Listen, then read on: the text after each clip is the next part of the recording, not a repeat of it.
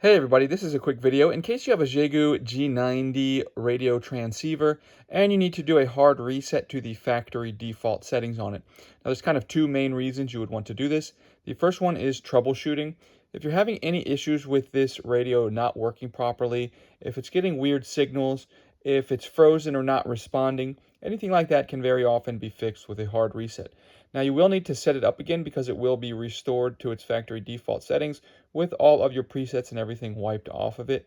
But that's really the second reason that you might want to do this, is that if you're setting this up new, and if maybe you're selling it, maybe you're buying a used one, or just for whatever reason you're trying to get it set up the way it was when it came out of the box with its factory defaults, we can go ahead and do that quite easily.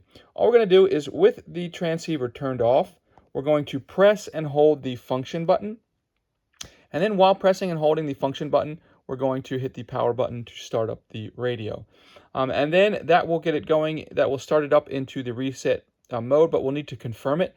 And so when it pops up to confirm it, then we'll just hit this PRE button to confirm it, and everything will be reset to the factory default settings.